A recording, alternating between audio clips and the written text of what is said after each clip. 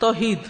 عبداللہ بن مسعود رضی اللہ عنہ سے روایت ہے کہ رسول اللہ صلی اللہ علیہ وسلم نے فرمایا، جو شخص اس حال میں فوت ہوا کہ وہ اللہ کے ساتھ کسی کو شریک ٹھہراتا ہوگا وہ آگ میں داخل ہوگا۔ اور میں کہتا ہوں، یہ راوی کہتے ہیں، جو شخص اس حال میں فوت ہوا کہ اللہ کے ساتھ کسی کو شریک نہیں ٹھہراتا وہ جنت میں داخل ہوگا۔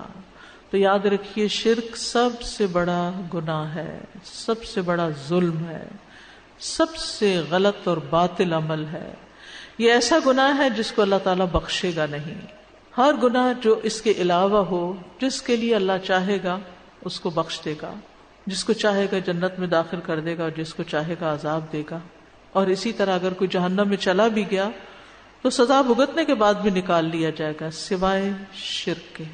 کافر اور مشرک ہمیشہ ہمیشہ کے لیے جہنم میں ہوں گے، ناقابل معافی گناہ ہے، اور شرک کے بعد انسان گمراہی میں دور تک نکل جاتا ہے۔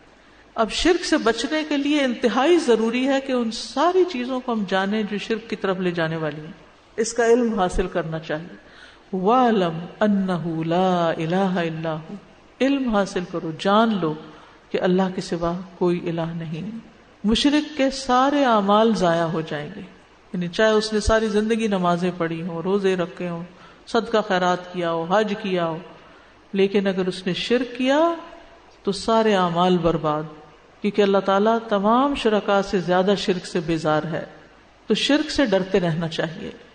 ابو موسیٰ اشعری سے مروی ہے کہ ایک دن رسول اللہ صلی اللہ علیہ وسلم نے ہمیں خطبہ دیا، فرمایا، اے لوگو، اس شرک سے بچو، کیونکہ اس کی آہٹ چیونٹی کی آہٹ سے بھی ہلکی ہوتی ہے، پتہ ہی نہیں چلتا اور انسان شرک میں مبتلا ہو جاتا ہے، اس سے اور بھی خطرناک ہے۔ اس پر کسی نے پوچھا، یا رسول اللہ صلی اللہ علیہ وسلم، جب اس کی آہٹ چیونٹی کی آہٹ سے بھی ہلکی ہوتی ہے تو پھر ہم اس سے کیسے بچ سکتے ہیں؟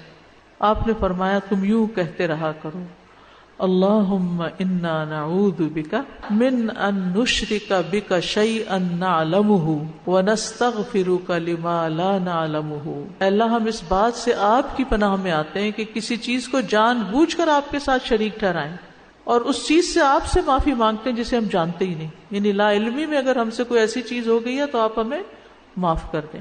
اب شرک کی بڑی اقسام ہے دو، ایک شرک اصغر ہے اور ایک شرک اکبر۔ شرک اصغر جو ہے وہ نیت اور ارادے کا شرک ہے، جس کو ریاکاری کہتے ہیں۔ رسول اللہ صلی اللہ علیہ وسلم نے فرمایا، بے شک اللہ تعالیٰ فرماتا ہے، میں سب شریکوں سے بہترین ہوں، جس نے کسی کو میرے عمل میں شریک کیا تو وہ عمل اسی شریک کے لیے، یعنی وہ میرے لیے نہیں ہے، پھر اگر لوگوں کو دکھانے کے لیے کر رہے تو پھر وہ لوگ ہی اس کا فائدہ دیں گے تمہیں۔ اے لوگوں، اپنے اعمال کو اللہ کے لیے خالص کر لو، کیونکہ اللہ عز و جل خالص عمل کو ہی قبول کرتا ہے، تو نیت کی خرابی سے عمل قبول ہی نہیں ہوتے۔ اور یہ مت کہو یہ چیز اللہ اور رحم کے لیے ہے، کیونکہ جو چیز رحم کے لیے، رشتہ داری کے لیے دی جاتی ہے، اللہ کا اس میں کچھ حصہ نہیں۔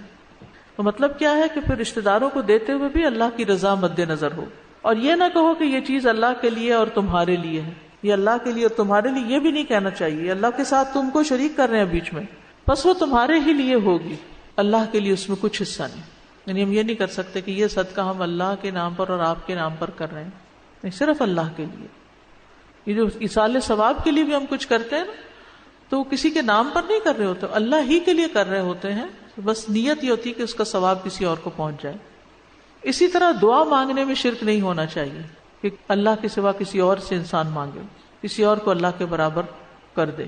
پھر اطاعت میں شرک، کہ انسان اللہ کے ساتھ کسی اور کو الہ بنا لے، جیسے نصارہ نے کیا تھا کہ انہوں نے علماء اور درویشوں کو اللہ کے سوا اپنا رب بنا لیا، اور مسیح ابن مریم کو بھی، حالانکہ انہیں حکم دیا گیا تھا کہ اللہ کے سوا کسی کی عبادت نہ کریں جس کے سوا کوئی الہ نہیں، اور وہ ان چیزوں سے پاک ہے جو وہ شریک ٹھہراتے ہیں۔